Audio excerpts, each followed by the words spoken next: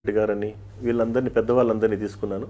తర్వాత కొలమాసనపల్లిలో పలమనేరు దగ్గర సార్, మైరెడ్డి మండ పక్కన కొలమాసనపల్లి అని వస్తుంది. అక్కడ రత్నారెడ్డి గారు, ఆవిడ 6 భాషలు మాట్లాడుతుంది, 16 దేశాలు తిరిగి వచ్చి ఉంటుంది, 100 కోట్ల పైన ప్రాపర్టీ ఉంటుంది సార్. క్వాలిఫికేషన్ 5th క్లాసే. ఆమె కూడా నాకు ఇన్స్పిరేషనే సార్. ఆవిడ ఒక మాట చెప్పేవాళ్ళు, మంచితనంతో మహాసముద్రాన్నైనా ఈదవచ్చు, విరోధంతో ఒక అడుగు కూడా ముందుకు వేయలేమని. సరే, ఇట్లాంటివన్నీ కూడా ఏం చేసామంటే సార్, ప్రస్తుత సమాజానికి అప్డేట్గా ఏదైతే లేటెస్ట్ కాన్సెప్ట్స్ ఉంటాయో ఆ కాన్సెప్ట్స్ తగినట్టుగా పిల్లల దగ్గరికి వెళ్ళి వాళ్ళని వాళ్ళ మైండ్ సెట్ గెలవడం సార్. ముందు వాళ్ళు సీరియస్గా చెప్తే ఎవరు వినరు సార్ ఈ కాలం. కాబట్టి ఎందుకంటే సార్, దాని మీద నేను క్లాస్కి వెళ్ళిన తర్వాత అటెన్షన్లో తెచ్చుకోవడం కోసం ఒక మంచి జోక్స్, ఆ మెసేజ్ చెప్పడం వల్ల ఏమవుతుందంటే వాడు ఆటోమేటిక్గా మన రూట్లోకి వచ్చేస్తారు సార్. అప్పుడు value of education, main parent role, గురుస్థానం సార్. ఇప్పుడు ఫర్ ఎగ్జాంపుల్ అమ్మ గురించి చెప్పేటప్పుడు కూడా హృదయం కదిలించేటటువంటి కవిత ఉంది సార్. అన్నానికి అమ్మకు తేడా ఏమిటంటే, అన్నం కడుపులో ఉండి కాపాడుతుంది, అమ్మ కడుపులో పెట్టుకొని కాపాడుతుంది అంటారు సార్. దానిలో భాగంగా అమ్మ గురించి చెప్పేటప్పుడు పేగు బంధం సార్. ఇది ఎప్పుడో సాక్షి దినపత్రికలో వచ్చింది సార్, రచయిత పేరు మర్చిపోయిన క్షమించాలి. ఆ పేగు బంధం అనే కవితని మనం కూడా హృదయంతో వినాలి. అది మామూలుగా బిడ్డ మీద ప్రేమతో తల్లి ఇలా అంటుందంట సార్. పేగుబంధం కవిత పేరు. ఒరే నాన్న, నీవు మొదటిసారి గర్భాన కదిలినప్పుడు పరమానందం కలిగింది, నన్ను అమ్మను చేస్తున్నావని.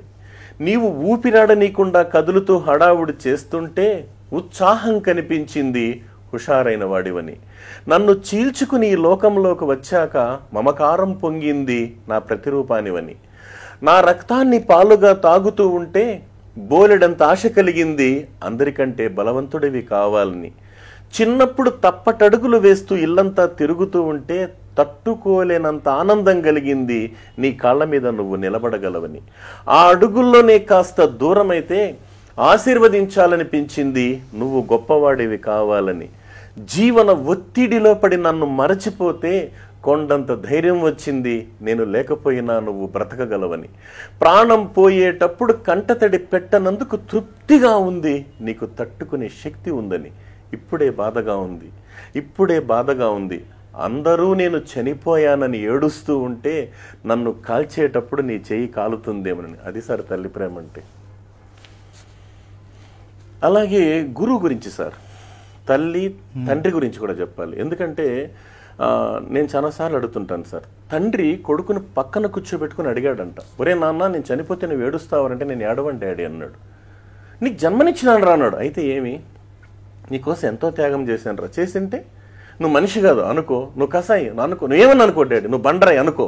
అప్పుడు అబ్బాయి చెప్పాడు, ఓ నాన్న, మీరు చనిపోయిన తర్వాత నేను ఏడుస్తానో లేదో మీకు ఎలా తెలుస్తుంది డాడీ? మీరు చనిపోయిన తర్వాత నేను ఏడుస్తానో లేదో మీకు ఎలా తెలుస్తుంది డాడీ? మీరు బ్రతికుండగా మీ కంట్లో కన్నీరు రాకుండా చూస్తే దమ్మున కొడుకు డాడీ వీడున్నమాట. ఇది తండ్రి విలువ గురించి చెప్తాం సార్. గురువు గురించి మరి గురువు గురించి చెప్పేటప్పుడు సానియాను తయారు చేయాలన్నా, సోనియాను తయారు చేయాలన్నా, ఒసామాను తయారు చేయాలన్నా, ఒబామాను తయారు చేయాలన్నా, బిల్ కలెక్టర్ను తయారు చేయాలన్నా, బిల్ క్లింటన్ను తయారు చేయాలన్నా, జ్ఞాన దాహాన్ని తీర్చే రక్షిత మంచినీటి చెరువు లాంటి గురువుల్ని గౌరవిస్తే నీ బ్రతుకు బంగారమేం నాయన అని చెప్తాం సార్. ఎందుకంటే తల్లి, తండ్రి, గురువు ఈ 3 స్థానాలు సార్. ఎందుకంటే మీకు తెలియదు కదా సార్, మనం ప్రస్తుతం అందరికీ తెలిసిన విషయాలే. ఇప్పుడున్నటువంటి పరిస్థితుల్లో ఈ 3 విలువలు కాపాడుకుంటే, ఈ ముగ్గురిని గౌరవించగలిగినటువంటి వాళ్ళు ప్రపంచం ఎక్కడైనా కానీ సార్ భవిష్యత్తులో ఉన్నత స్థానానికి వెళ్తారనేటువంటి నమ్మకం, ప్రగాఢ నమ్మకం ఉంది కదా సార్. భార్య గురించి చెప్పండి సార్. భార్య అనే ఒక్క బంధము లేకున్న, భార్య అన్న ఒక్క బంధము లేకున్న పుల్లి ఆకు ఓలి పురుషుడెగురు, దారి తప్పని దైవమ్మ భార్యరా మహిత వినయశీల మల్లెమాల. ఎంఎస్ రెడ్డి గారు రాశారు సార్ ఇది. కానీ భార్య సమంటం కదా సార్, సర్వాన్ని వదులుకొని